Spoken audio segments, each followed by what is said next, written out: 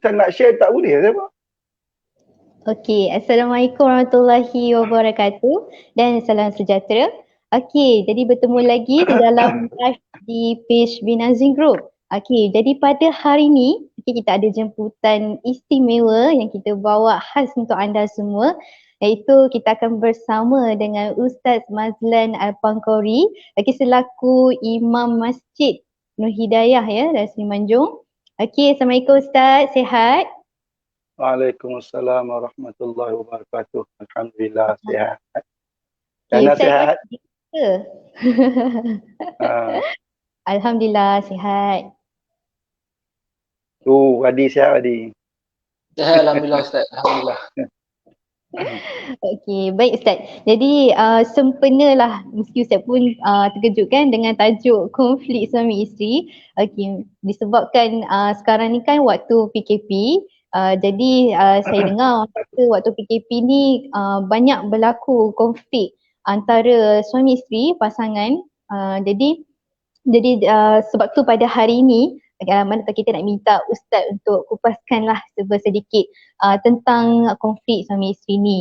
Okey, antaranya yang saya dengar lah orang cakap lah selalu ada berlaku keganasan ya terhadap pasangan dan juga ada yang menyalahgunakan duit pasangan tanpa kebenaran. Maksudnya duit isteri ke tanpa kebenaran kan. Dan berlaku juga kata penderaan secara fizikal kan.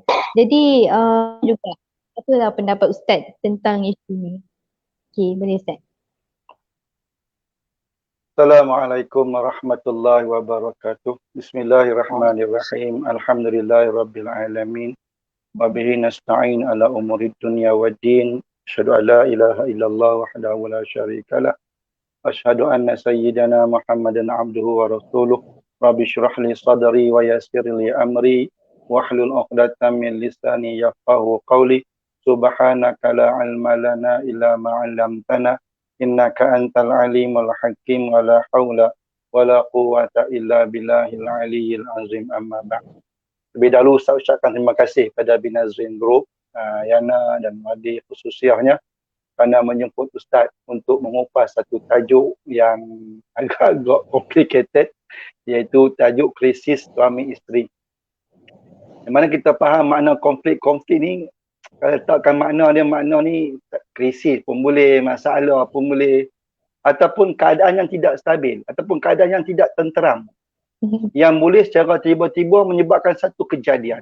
Dia kadang-kadang bukan benda, konflik ni bukan benda yang kita rancang. Dia benda datang dengan tiba-tiba. Tidak. Biasanya kita kata konflik ini, dia boleh mendatangkan kesan yang buruk. Seperti tak puas hati pun ada, ataupun pergaduhan, penganiayaan, macam yang nak kata tadi kan, pukul ataupun ambil duit isteri, dan akhirnya konflik ini boleh membawa kepada perceraian. Tapi kita katakan, kalau kita ibarat konflik suami isteri ataupun rumah tangga ni, kita katakan ibarat macam laut mana yang tak bergelora, tidak? Bumi mana yang tak ditimpa hujan. Macam itulah kehidupan suami isteri. Kita ibarat berada dalam satu bahtera, satu kapal samudra, dia ada di samudra yang luas, betul tak? Jadi kapal ni di lambung ombak.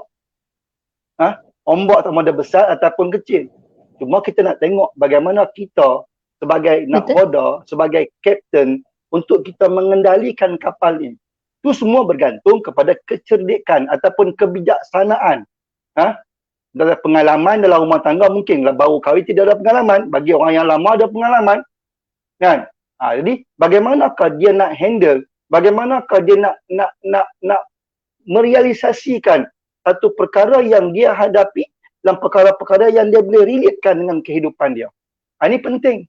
Tidak? Sebab tu kata pepatah, kalau tak mau di lambung ombak, jangan berumah di tepi pantai. Itu kan? Tidak?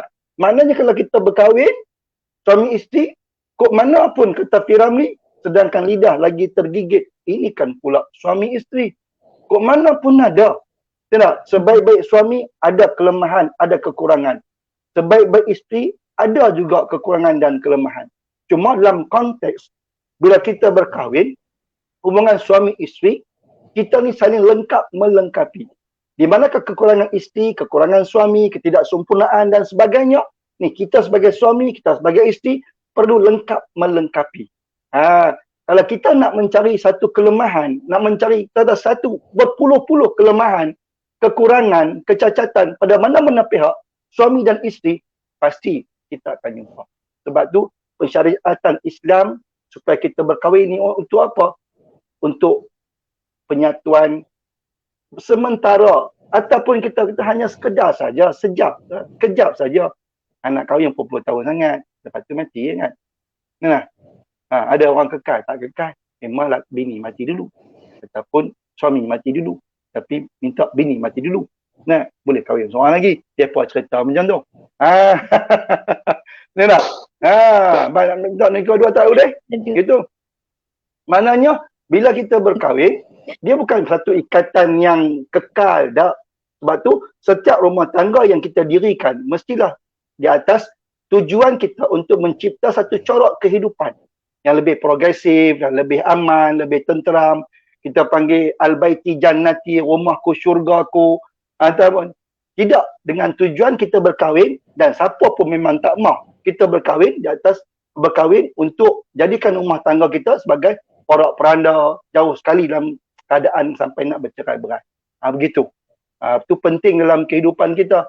Sebab tu Allah kata dalam Al-Quran kan, wa min ayatihi an khalaqalakum min anfusikum azwaja litaskunu ilaiha wa ja'ala bainakum mawaddah wa rahmah inna fi dzalika laayatin liqaumin yatafakkarun.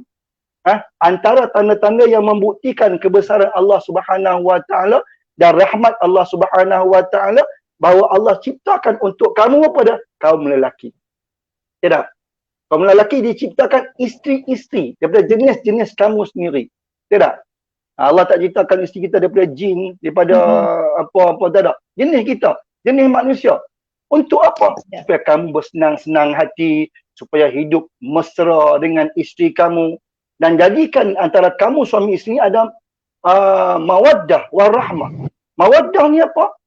Sifat, perasaan, kasih sayang dan rahmah, belas kasihan. Tidak. Tapi di akhir-akhir ini kita melihat, jangan katakan PKP ni kan, macam-macam benda-benda yang complicated berlaku. Tidak. Benda-benda konflik ni berlaku. Sebab apa? Tak tahulah. Disebabkan kadang-kadang bila kita berkahwin, dia tidak ada satu nawaitu yang tepat. Nawaitu yang betul-betul. Menikah ni kerana apa? Kita nak macam tu. Nak? Ada orang menikah dia tak tujuan apa? Oh, tujuan nafsu. Tujuan nafsu ni yang payah ni. Nak? Benda nafsu ni, benda sekejap saja. Anak seronok, anak sedap, kejap saja. 2-3 bulan, 2-3 tahun. Lepas tu, sebab tu nawaitu kita. Ni nak nikah untuk apa? Dan menikah ni sebagai satu tanggungjawab, satu amanah daripada Allah Subhanahu wa taala. Maka bila hubungan suami isteri mana complicated tu ada, cuma jangan sampai membawa kepada sampai benda yang satu tahap serius sampai meruntuhkan rumah tangga. Yang ni yang tak apa nak betul ni. Tidak. Ini yang benda yang kita kena perbetulkan. Bukan semata-mata ni kita kena set di minda kita. Macam Yana kena set di minda. Nak kahwin kan? Aku kahwin bukan semata-mata untuk kenikmatan hubungan seksual. Aku kahwin bukan kerana semata-mata ni tak. Semata-mata kerana nak menjunjung perintah Allah. Sebagai nak hidup satu sunnah Nabi yang kahwin ni pahala dia cukup banyak. Tidak? Bukan kata kahwin ni, benda ni banyak. Tidak? Pahala je banyak. Bayangkan kalau yang nak masak nasi untuk suami. Oi, sebanyak mana beras dalam periuk tu dapat pahala ke Yana. Tak? Suami jangan duk cerita lah pahala suami ni. Dia cari duit bagi makan bini. Ni cerita bini. Sebab complicated ni kebanyakan berlaku berpunca daripada isteri. Kebanyakannya. Yang ustaz duk tengok-tengok pengalaman ustaz. Kita bukannya pandai sangat dalam motivasi ni pun tak mana. Tapi bolehlah ada pengalaman-pengalaman kita dan juga ilmu-ilmu yang Allah kurniakan kepada kita. Ustaz ni boleh juga lah buat. Sebab tu perkahwinan antara dua jiwa khusus. Allah kata dalam surah Ar-Rum tadi untuk apa? Untuk dapatkan ketenangan jiwa. Itu perkahwinan. Untuk hidup dengan tenteram, ada sifat hormat menghormati suami, hormat isteri, isteri hormat suami. Lepas tu saling mempercayai. Yang ni perempuan kadang-kadang payah ni. Tak? Kadang-kadang berlaku sebab tak percaya. Laki pergi kerja, bini duk anggap ni. Di mana laki aku? Ni kerja pergi jumpa betina lain ke apa ke? Nampak tak? Yang bini pula pergi kerja ni, pergi jumpa jantan lain ke apa ke? Jumpa laki-laki lain ke apa ke? Tidak ada sifat percaya. Ada benda ni, ada. Tapi jangan terlalu kita orang kata meletakkan wasangka ya. Melainkan ada karinah, ada dalil, ada bukti-bukti yang kata dia ni buat curang dan sebagainya. So far lah dia pergi kerja, tak ada masalah. Itu saling mempercayai. Yang lebih penting dalam kehidupan bersuami isteri ni, iaitu kasih sayang. Apa? Allah nak suruh kita dengan kahwin ni, jaga agama. Allah kata, hunna libasul lakum wa antum libasul lahunna. Isteri kamu adalah sebagai pakaian bagi kamu dan kamu juga sebagai pakaian bagi mereka. Sebab apa Allah letakkan isteri kita ni sebagai pakaian? Suami sebagai pakaian. Nak kata suami isteri saling lengkap melengkapi. Isteri kalau tengok ada kekurangan suami, apa boleh yang dilengkap untuk suami? Dengan nasihat, dengan teguran dan sebagainya. Begitu juga suami. Apa yang kurang pada isteri? Bukan kita sekarang ni, bila kita ni ada satu kekurangan pada isteri, ada kekurangan pada suami, kita lebih menjurus kepada kita nak kata ya. Nak? Dia mula nak merempeh. Kita tak ada satu sikap yang Nabi tunjuk. Nabi panggil isteri-isteri dia. Kita nak sebut isteri-isteri pun bini seorang ya. Tak salah kami sunfi dua. Tapi bak masalah. Nak panggil isteri. Nabi panggil isteri-isteri dia. Nabi cakap ke isteri-isteri dia. Jadi isteri Nabi ni isteri yang salihah. Semuanya penghuni syurga. Itu tujuan perkahwinan. Yang kedua, tujuan perkahwinan ni apa? Hubungan suami isteri. Untuk apa? Untuk kita lahirkan nasab keturunan kita. Tidak. Kita nak anak-anak kita cara sah. Kalau kita tak kahwin, anak kita tak sah. Tak sah taraf orang panggil. Sekarang tak panggil anak zina. Anak haram. Orang tak panggil dah. Orang panggil anak tak sah taraf. Kan? Sebab apa? Sebab berlakunya persetubuhan tidak mengikut kaedah syarak sebelum berlakunya akad nikah yang sah. Jadi bila kita menikah, maknanya kita akan dapat nasab keturunan kita yang sah, iaitu anak. Dan anak ni pula kita akan didik bagi anak yang soleh. Sebab apa? Sebab anak ni aset bagi kita untuk kita bahagia hidup di akhirat. Bukan anak sekadar aset kita di dunia. Ya, dapat anak yang baik, anak yang kerja bagus, macam Wadi, macam Yana, boleh tolong mak, tolong bapak. Betul tak? Alhamdulillah. Tapi bukan sekadar itu. Kita nak anak kita ni boleh tolong kita, boleh bantu kita mana? Sampai ke akhirat. Sebab tu Nabi kata, "Idza mata ibnu adama in qata'a amalu illa min salasin, sadaqatin jariyatin aw ilmin yuntafa'u bih aw waladin salihin yad'ulah." Bila mati anak Adam, dah kita ni mati Yana dan Wadi, kita kena ingat terputus seluruh amalan kita. Nak sembahyang pun tak boleh, nak puasa pun tak boleh, apa pun tak boleh. Illa min salasin, yang masyhur 3 benda. Apa dia? Pertama, sedekah jariah, wakaf. Sebab tu Wadi, Yana dan penonton-penonton, Allah bagi kita sedikit kelebihan wang dan sebagainya. Carilah benda-benda yang kita boleh buat wakaf, masjid, surah dan sebagainya. Sebab bila kita mati, orang masih guna pakai lagi, manfaat lagi benda yang kita buat ni, kita wakaf ni, kita dapat pahala sampai ke kubur kita. Yang kedua, au ilmi yuntafa'u bih. Ilmu yang diambil manfaat. Macam ustaz duk buat live, ustaz duk mengajar, orang ambil ilmu ustaz, orang beramal. Ustaz mati besok, ustaz akan dapat. Macam Tok Guru Ustaz sekarang ni. Ustaz mengajar, ustaz buat live, ustaz berceramah, motivasi dan sebagainya. Ni, Tok Guru Ustaz dapat pahala. Yang ketiga ni, yang kata anak aset, anak yang soleh, yang mendoakan untuk mak bapak. Jadi, anak kita, hasil perkahwinan kita, mestilah kita nak anak kita ni anak yang baik. Tidak? Kalau hang daripada awalnya hang buat benda tak baik, berlakunya jima sebelum akad nikah yang sah, lahir anak, kita nak kata anak tak baik pun tak, salah mak bapak. Tapi kadang-kadang kebanyakan tadi tak elok lah. Kebanyakan ya. Kebanyakan. Tapi kita nak begitu. Itu perkahwinan. Dan juga perkahwinan juga. Sebab apa kita nak kahwin? Kan? Sebab perkahwinan ni dia berperanan untuk membina sikap kita, membina akhlak kita jadi baik. Saling jaga menjaga, suami jaga isteri, isteri jaga suami. Isteri sakit, suami jaga picit badan. Dan macam-macam. Urut bang, sakit, urut. Kan? Ni lagi main ni, tolong garu belakang pun kira okey lah. Tak? Tolong menolong. Hang tolong ku tolong. Tu kata tolong, bukan tolong segi fizikal je, Tolong RM1 pun kena tolong juga. Kadang-kadang ni kita bini kerja, laki kerja. Kadang-kadang bini ni duit aku. Nanti curi duit bini tu. Dia tak nak cukup. Ya, dah suami tak cukup. Apa yang bini boleh bantu? Okey bang. Ni bang, sekarang ni abang bayar duit rumah, abang bayar duit kereta. Okey, makan ayang lah. Ayang baru kahwin. Ayang lah. Ayang anja lah. Support. Ni tak? Sebab kita ada income, kita ada pendapatan. Melainkan kalau tidak ada income, tidak ada pendapatan, memang kita berhak semuanya pada suami. Ni tak? Itu panggil tolong menolong. Mengambil berat di atas pasangan, suami isteri kita. Suami sakit, apa ni bang, nampak termenung je bang. Kenapa bang termenung? Atau ambil berat. Kan? Sakit ke apa ke? Ni laki termenung pun dia buat tak tahu ya.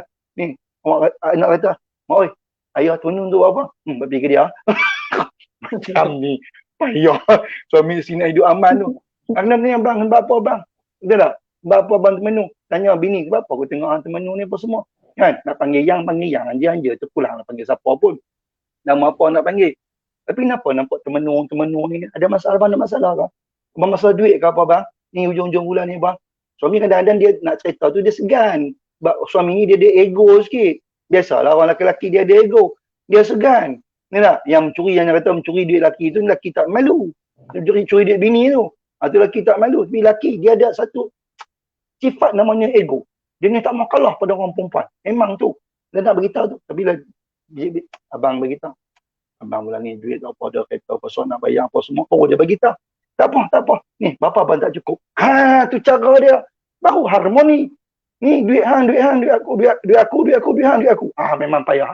Ni nak. Dan tu kita ambil berat tu.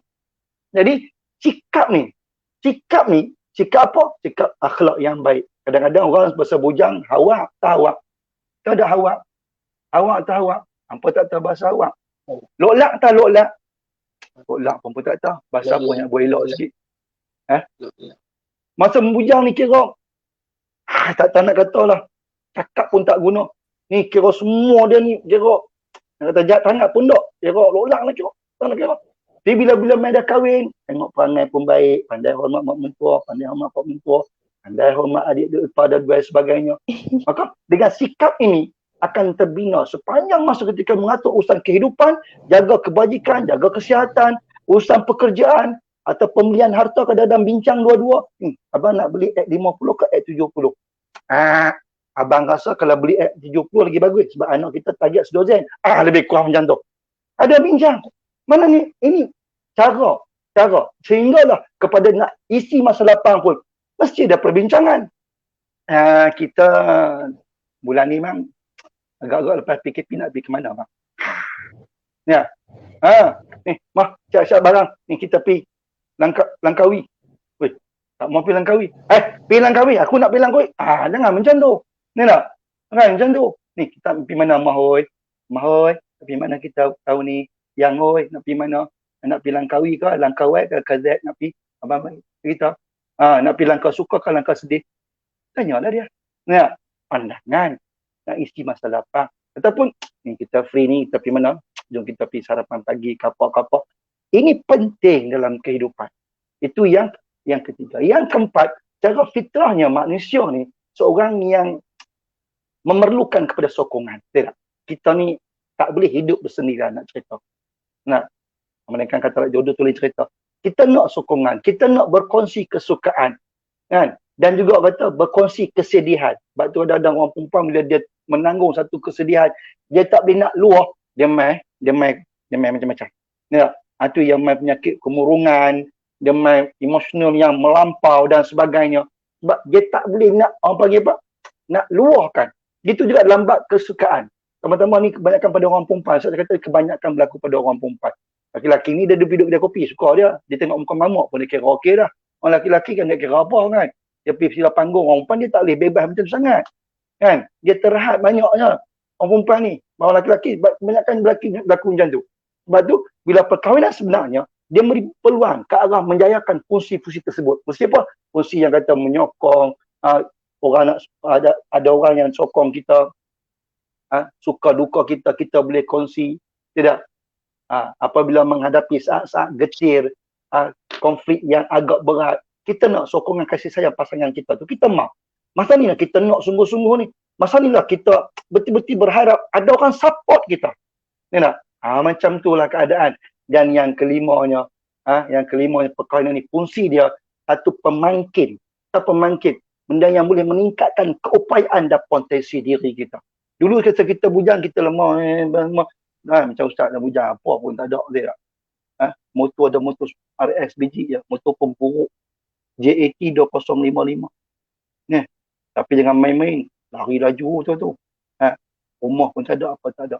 Bila kita dah kahwin, ni, kita akan jadi lebih matang, kita lebih berfikiran kita jauh.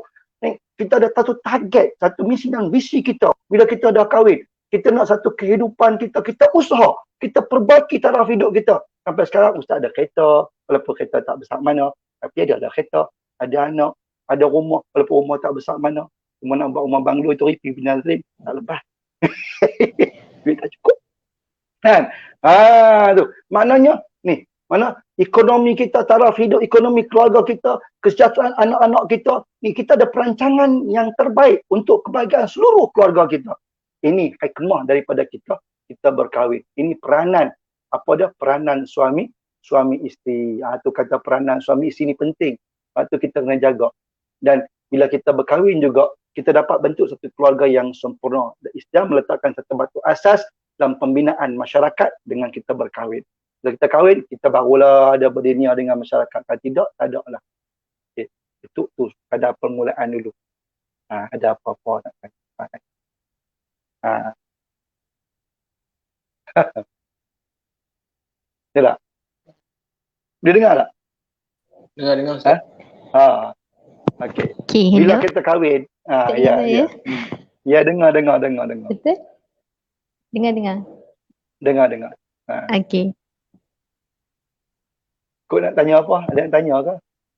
Ada soalan ke Jana? Okey, Ustaz. Sebelum tu, saya nak ambil masa sedikit, nak ambil masa sikit nak bagi tahu kepada penonton-penonton. Okey, Amar boleh minta sharekan untuk event esok untuk aktiviti esok sekejap Ustaz. Ya. Kita akan nak paparkan, nak bagi tahu pada semua penonton nanti pada esok hari. Sekejap saya minta admin sharekan sedikit sementara kita buka soalan. Okey, nampak? Boleh zoom sikit?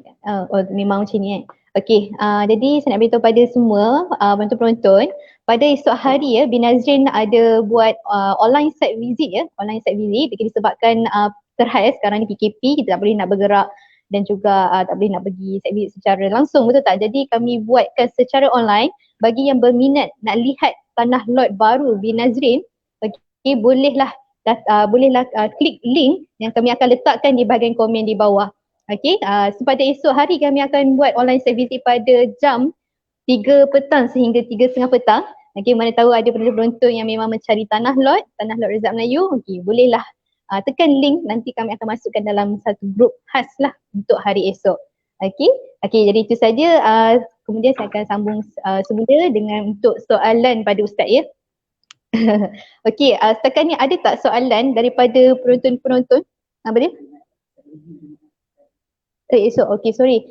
Okey, minta maaf ya. Untuk online site visit ni adalah pada hari Jumaat ni, ya, hari Jumaat ya, bukan esok. Minta maaf. Okey, jadi online site visit akan dibuat pada hari Jumaat ini. Jadi bagi sesiapa yang berminat boleh tekan link di bahagian bawah. Okey, jadi kami akan masukkan dalam satu grup khas untuk anda. Okey. So nanti nak tengok tanah boleh tengok pada hari Jumaat ni insya-Allah. Pada jam 3 sehingga 3.30 petang. Okey. Sebelum tu saya nak tanya, ada tak soalan daripada penonton-penonton yang lihat live ceramah pada hari ini? Okey, sekiranya ada nak minta Amar tolong paparkan, ada ke soalan?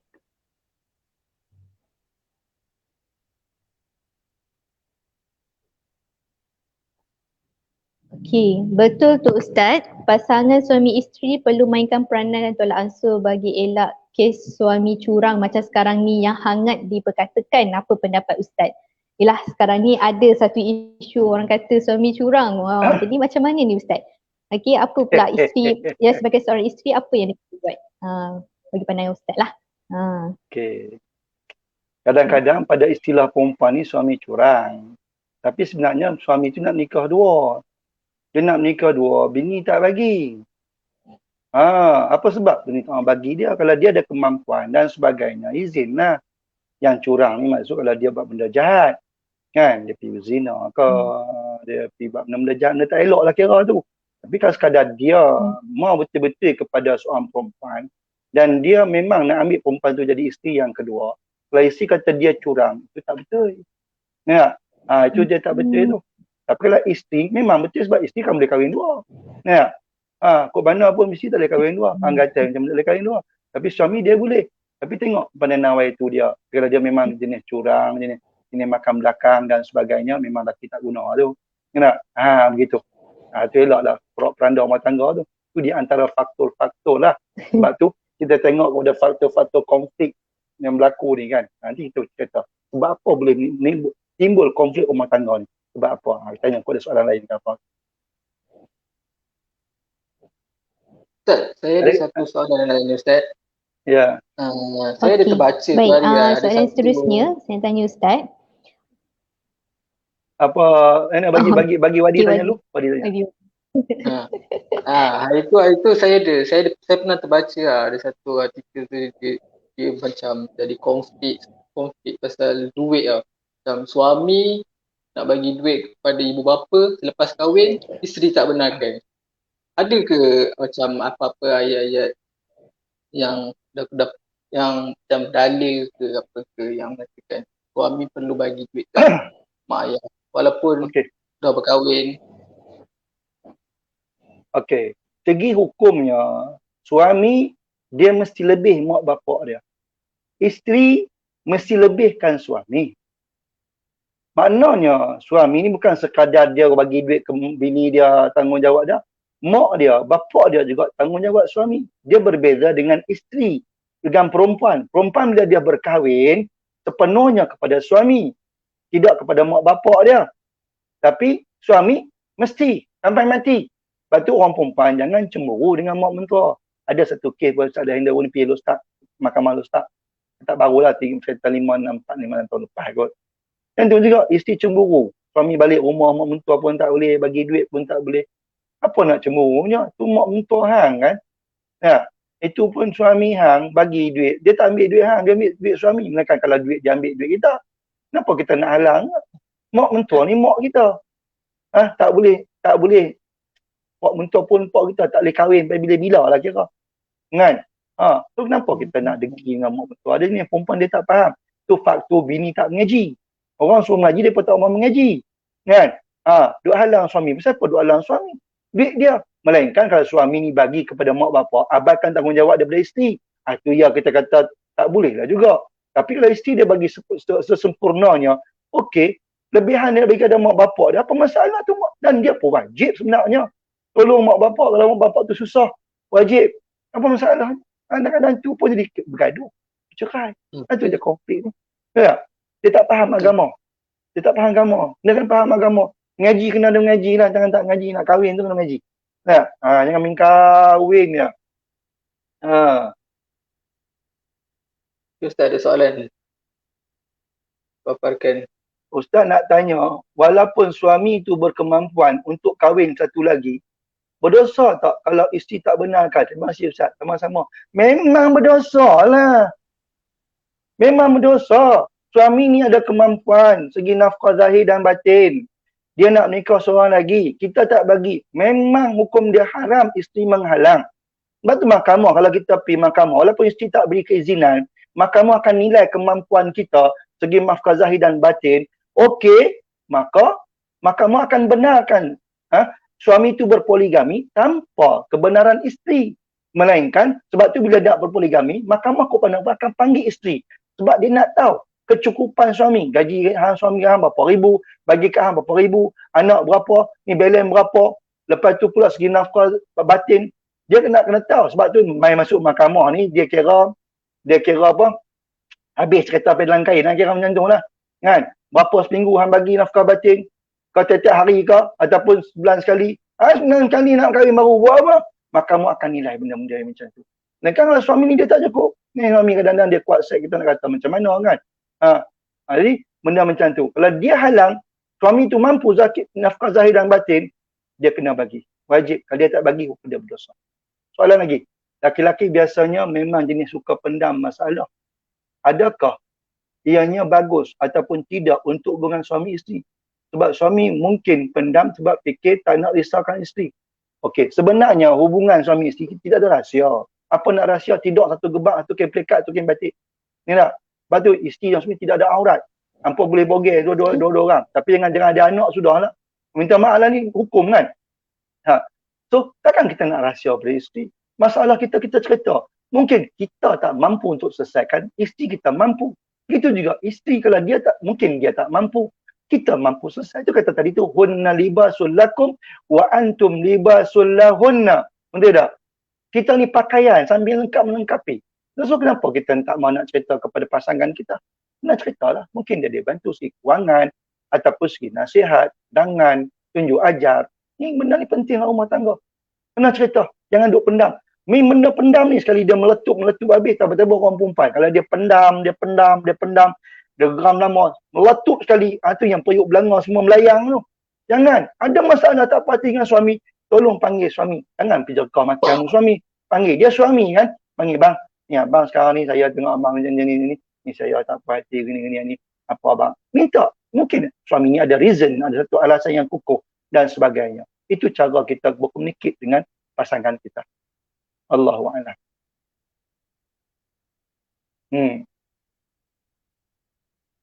Ada lagi soalan? Ustaz boleh kongsi tak ya. apa-apa Ustaz boleh kongsikan apa-apa sunnah Rasulullah yang boleh kita amalkan lah untuk sekarang yang simple untuk senang orang ingat sunnah Nabi dalam pasangan suami isteri lah. Okey, dalam sama suami isteri, yang pentingnya kejujuran. Nabi tak pernah bohong pada isteri-isteri dia. Jujur ni penting. Sebab tu Ustaz kata, kalau nak nikah 2-3, kamu kena bagi tahu bini. Jujur dengan bini. Kena bagi tahu. Yang jadi benda yang complicated, benda yang membawa kepada satu benda yang besar, sebab di antaranya tak jujur. Yang tipu, kepada 5 tahun, 3 tahun, baru. Kok mana pun bini akan tahu. Orang perempuan ni, kalau bini kita, dia ada bau tau. Dia ni bau, dia tahu. Ni, tak boleh duk bohong mereka lah. Ya. Kita kena bagi tahu. Kita bagi tahu mereka elok-elok, insya-Allah. Kan? Mungkinlah berat sikit. Nabi jujur. Nabi tak pernah nipu. Lepas tu, tentang kemesraan. Nabi ni mesra dengan isteri-isteri dia. Kita tahu tu yang kita payah nak mesra. Baru-baru ya mesra. Lama-lama, mula nak rimah. Bini duduk sebelah pun kita nak rimah. Tak rimah aku. Macam mana kita nak ni? Kena jujur, kena ada kemesraan. Lepas tu gurau senda pun kena ada dengan isteri-isteri. Kan? Nabi pernah bergurau, tapi gurau yang betul dengan isteri. Taklah kita ni bohong, manjang gurau pun nak bohong. Ini antara yang pentingnya, ni, didiklah isteri dengan didikan agama. Didiklah anak-anak dengan didikan agama. InsyaAllah. Kan Nabi katakan, tunkahul mar'atu li arba'atin. Dinikahi perempuan kerana 4. Di jamaliha, kadang dia cantik. Walimah liha kerana dia ada rata, walidini walidasabiha kerana keturunan dia, walidiniha dan kerana agama. Fakta data din taribat tiada. Nabi kata, pilih yang ada agama, kamu ni kan selamat. Bawa ada agama, insya-Allah. Masuk agama bukanlah ustazah, ustaz, bukan masuk macam tu. Setidaknya dia tahu agama, dia tahu tanggungjawab dia sebagai seorang suami. Sebab dia berkahwin ni, apa tujuan dia berkahwin? Dia laksanakan tanggungjawab, dia tahu. Dan dia boleh mendidik isteri serba sedikitnya dalam bidang agama. Jangan sampai semayang pun dapat laki-laki tak semayang, dapat bini aurat pun tak tutup. Kalau kita mampu didik, okey. Daripada kita ambil rambut, merebang, kita boleh pakai tudung dan sebagainya. Dapat suami tak semayang, boleh dengan semayang. Itu alhamdulillah. Takut kita ikut dia. Dia tak semayang, kita pun tak semayang juga. Kacau.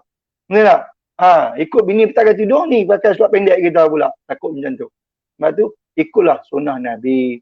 Nabi ajar kita tentang kasih sayang, tentang ambil berat, tentang keadilan dan sebagainya. Ini benda ni cukup penting. Okay. Ada pertanyaan. Apa perbezaan dayus dengan nusyuz? Dayus kebanyakannya kepada orang laki-laki. Nusyuz kepada orang perempuan. Itu panggil nusyuz.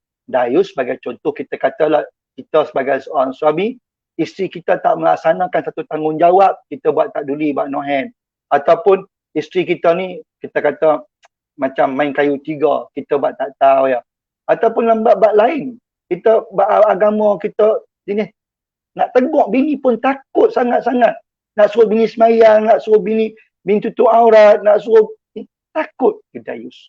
Dayus la yadkhulul jannah. Dayus tak masuk syurga. Apatah lagi kalau kita tahu bini kita ni ada affair dengan orang lain, kita boleh buat no hand, kita boleh buat tak tahu, buat selambar rock kita, tanpa kita nasihat, tanpa kita dan sebagainya. Ya tak? Itu dayus. Nusyus ni pula, nusyus tak sampai bab dia, tapi tak apalah. Dia tak sampai bab dia pun, kita dah tanya soalan ni, kita cuba-cuba terangkanlah.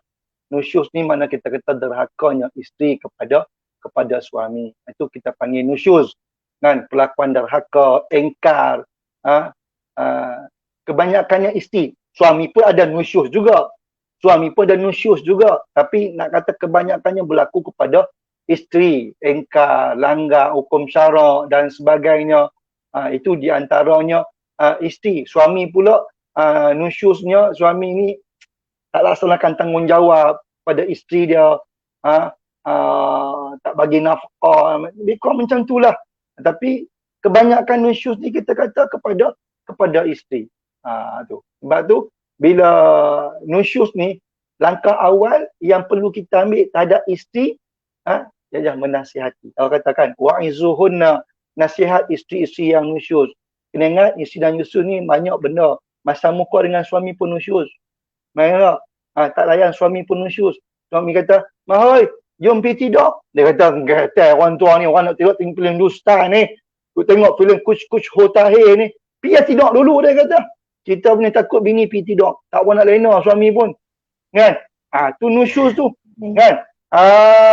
Nabi kata apa? "Idza da'a ar-rajulu imra'atahu ila firashihi falam ta'tihi fabata ghadbana 'alayha la'anathu al-mala'ikatu hatta tusbihu." Mana-mana perempuan yang laki dia tu ajak ila firash, kepada hamparan, ajak pergi tidur lah. Faham mudah lah. Mah, jom pergi tidur. Bini kena faham lah, ajak saja tu. Ada makna tu. Kan? Falam ta'tihi. Dia, biar dulu orang sibuk menjahit ni, orang sibuk buat kuih ni, orang sibuk macam-macam. Fabata. Suami ni bermalam akan ghadbahan, marah kepada isteri. Memang dia marah. Sikap suami memang macam tu, nak kata macam mana. Dia lagi tak boleh, lagi tu dia pening kepala. Ni hati nak marah. Tidur pun tak apa nak melena. Dia tak? Kata Nabi, la'anathul malaikah. Isteri tu, malaikat akan laknat hingga tusbihu, hingga ke subuh. Ingat elok-elok perempuan. Yang nak kahwin. Ingat elok-elok. Ya tak? Kalau suami ajak, ni, tunaikan hajat suami. Nak masak kuih raya ke? Nak masak amal London ke? Nak masak Amerika ke? Nak buat jahit ke? Nak tengok Hindustan ke? Itu orang punya pasal. Tapi suami bila ajak pergi tidur, ni, tunaikan hajat suami dulu. Sebab apa? Ni, kalau dia tak tunaikan, itu dia namanya derhaka kepada suami. Ini malaikat laknat. Tak jaga mak kahwin suami, apatah lagi duk derhaka, duk sepak terajang, tinggal gitu. Jadi apa, bila isteri tu nusyus, apa peranan suami? Wa'izuhunna, nasihat dia dulu. Tak boleh mah, nanti yang tak bau syurga ke apa, lebih kurang lah nasihat apa pun pandai-pandai dan suami ni. Dia dah tak mau dengar juga. Suami ni isteri ni backhand ni isteri. Ni tak black belt punya. Black belt. Ada taekwondo. Suami ni apa taekwondo? Taekwondo ada. Apa ndo tak ada. Ni tak? Bila macam tu, dia buat neraka juga suami. Suami ambil pendekatan apa? Ni, tinggal tempat tidur. Jangan tidur sekali. Tidur. Tapi orang perempuan tidur seorang-seorang, dia pun lagi suka. Kan? Dia tidur dalam bilik, kita duduk kat luar, dalam bilik ada aircon, luar kena kutuk nyamuk kita. Dia kata pada muka ayah, dia panggil anak. Mai, lihatlah tidur ngamuk. Ayah dah duduk kat luar hari ni, dia kata. Dah pergi dia duduk kat luar. Tidur, dia pasang aircon. Kita, ya dah panas. Kipas pun tak apa nak musim dah. Dia pergi seronok. Tak mau juga. Habis macam mana? Wadribuhunna, kata Allah, pukul isteri. Tapi kena ingat, pukulan sekadar mengajak, bukan pukulan tempat-tempat yang sensitif, tabuh muka, lebam biru muka. Kan? pergi terajang. Bukan macam tu. Ya, pukul bahagian depan tak boleh kita usik. Usik ni daripada ni pinggang ke bawah, bontot tu ke bawah. Orang perempuan pukul ikut bontot tak apa, sebab bontot dia pun besar. Ya, ang tibai pun berpak pun tak apa. Tapi janganlah tibai dengan 2-3. Atau bontot lagi haru kita pula. Tu. Itu kalau isteri nusyus. Kalau suami nusyus, apa nak buat? Nasihat pun boleh. Dia tak? Tapi tak boleh macam tadi. Nombor 2 tak boleh. Asin tempat tidur. Tu tak boleh. Kan? Nasihat bang. Abang terlibat tadi bang. Ini. Nasihat. Dia tak? Kalau tak boleh. Pukul laki lagi tak boleh. Hampa boleh pukul kami. Itu Allah suruh. Pukul tak mencederakan. Jangan pukul lebam biru mempatah kaki semua tu tak boleh. Pukul mengajar. Macam kita pukul nak kita. Pukul mengajar macam mana? Ya. Bukan minta rajang tuan-muai tepot rajang terposok lini ambil hijau bukan macam tu. Tu lelaki tak guna. Pukul mengajar, pukul sayang. Begitu. Tidak. Kalau laki-laki ni dia nusyus, pergi kadi ya. Kalau kita pergi ke mahkamah, pergi ke qadi. Sebab suami dikira nusyus bila dia gagal melaksanakan tanggungjawab sebagai seorang suami. Benar tak? Dia gagal.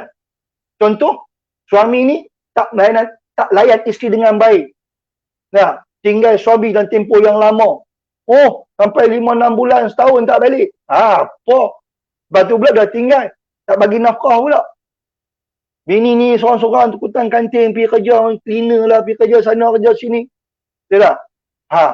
Lepas tu, abai tanggungjawab, anak-anak isteri dan sebagainya. Yang lebih teruk ni, buat zalim kepada isteri. Pukul isteri dan sebagainya. Apa saluran dia yang isteri boleh buat? Yang ni isteri yang tak apa nak tahu nak buat. Pi ke mahkamah. Pi ke mahkamah, report di mahkamah. Report jabat agama. Nanti jabat agama pandailah uruskan tu. Tu di antara benda-benda ni. Jawab soalan yang tanya tadi. Okey, kadar tu dulu. Dia ada nusyus, ada syiqaq, ada darar dan sebagainya. Tanya nusyus, jawab nusyus dah. Okey. Baik. Ada lagi yang tanya? Setakat ni Wadi ada lagi ke nak tanya? Tak ada. Tak ada dah Ustaz, jadi kami sekarang dah berada di penghujung live. Jadi saya nak ucapkan terima kasih banyak-banyak pada Ustaz sebab sudi berkongsi ilmu, banyak juga yang saya tahu pada hari ini. Dan juga terima kasih pada Ustaz yang menjawab soalan-soalan yang diberi oleh penonton sebentar tadi. Dan terima kasih jugalah kepada penonton yang sudi dengar ceramah pada hari ini bersama Ustaz Mazlan.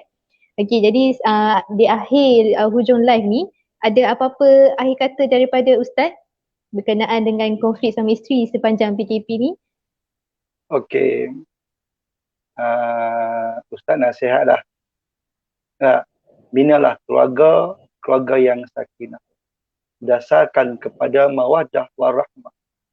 Kasih sayang dan juga kita panggil tanggungjawab ni perlu ada. Sebab tu bila kita bina rumah tangga suami isteri, peranan dia besar. Bukan peranan dia kecil.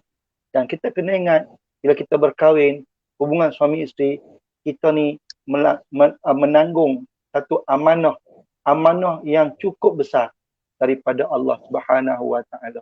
Jagalah amanah sebab Nabi kata kullukum ra'in wa kullukum mas'ulun an ra'iyati. Kamu ni pemimpin, kamu akan ditanya tentang kepimpinan kamu. Itu soalan anda jawab tak? Mungkin Ustaz boleh jawab secara ringkas sajalah. Okey, Ustaz boleh ke saya minta pandangan macam mana kalau kita ada perselisihan dengan mentua. Macam mana kita nak atasi masalah tersebut tanpa melukakan hati orang tua? Okey, ini kadang-kadang biasalah mak mentua ni tengok. Kadang-kadang mak mentua ni dia tak perhati dengan menantu dia. Kadang-kadang banyak faktor. Cuma kita ni kadang-kadang bila biasa berlaku bila duduk sekali. Bila duduk sekali dengan mak mentua, banyakkannya berlaku macam tu. Lepas tu kita dah kahwin lebih baik kita duduk rumah sendiri. Kan? Kadang-kadang bila kita marah isteri, kan? Marah isteri, mak mentua terasa. Kadang-kadang kita marah anak, mak mentua terasa. Lucu, kan? Jadi kita duduk rumah sendiri, kita marah pun dia tak dengar. Nah, itu lebih baik. Nasihat Ustaz supaya kita duduk asing. Okey, duk asing pun ada juga kadang-kadang mak mentua pun ada juga ni tu. Mak mentua tu ada penyakit. Kalau kita dah baik, kita dah okey, kita jaga suami elok, anak kita elok, kita pun buat baik dengan mak mentua ni, mak mentua tak tahu mak mentua aku. Jadi macam tu, mak mentua tu ada penyakit, mak mentua tu kena pergi ubat dulu. Baru elok. No, wallahu alam. Dan Ustaz terima kasih pada Binazrin Group, Yana dan Wadi yang sudi menyebut Ustaz. Banyaknya bab ni cakap 4 jam pun tak habis. Ustaz boleh cakap 4 jam. 4 jam Ustaz boleh buat. Tak saya buat live 4 jam. Tak cakap. No. Wow, 4 jam. Memang banyak lagi. Memang banyak Ustaz cakap. Konflik rumah tangga lagi. Apa sebab berlakunya konflik. Dan sebelum perkahwinan apa yang perlu kita buat. Banyak lagi rupanya. Tapi Alhamdulillah lah. Ini pun banyak yang kita dapat. Mudah-mudahan